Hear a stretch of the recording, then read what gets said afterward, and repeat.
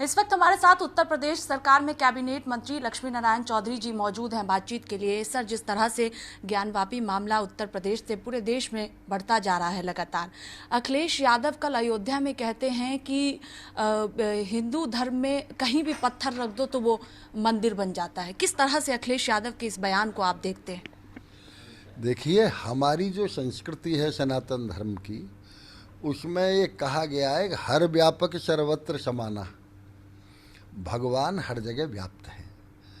हमारी संस्कृति, हमारा इतिहास बताता है एक भगवान नरसिंह प्रहलाद की रक्षा करने के लिए खम्भ फाड़ के, खम्भ पत्थर का था, उसे फाड़ के निकले।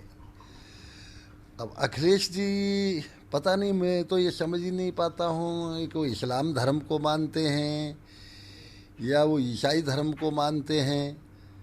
अब हिंदू धर्म के मानने वाला, सनातन धर्म का मानने वाला तो इस तरह की बात नहीं करेगा।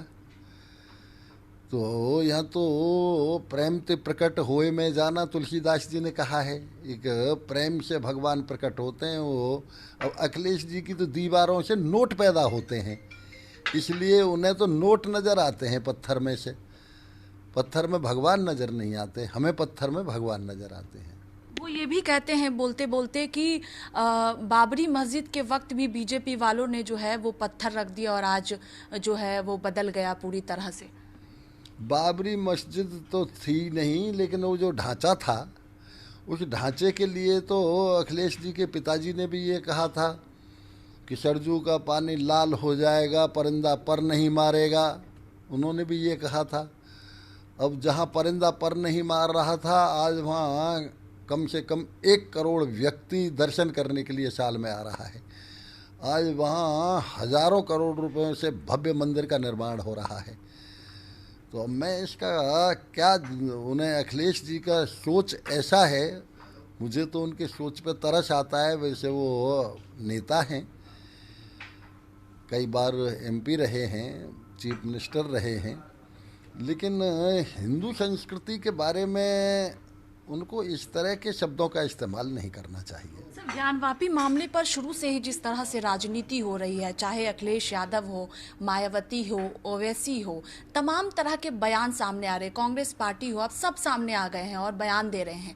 हिंदू पक्ष की तरफ से जो लगातार दावे एक तरफ किए जा रहे हैं कोर्ट में, लेकिन जो पूर्व कोर्ट कमिश्नर है उनकी तरफ से जो रिपोर्ट पेश किया गया है, उसमें कहा गया है कि वहाँ पर मूर्ति जो है वो देखी गई हैं, कई प्रतिमाएं देखी गई हैं, जो रिपोर्ट पेश की गई है। आप इसे किस तरह से देखते? ये तो इतिहास गवाह है।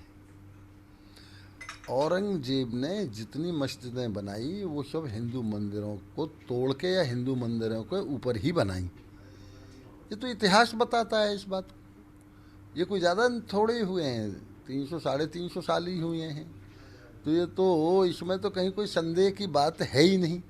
वैसे ये मामला चूँकि न्यायालय में विचाराधीन है, इसलिए इस पर कोई स्पष्ट रूप से हम, चूँकि मैं उत्तर प्रदेश सरकार का नुमाइंदा हूँ, अपना स्पष्ट कोई मंतव्य नहीं दिया जा सकता।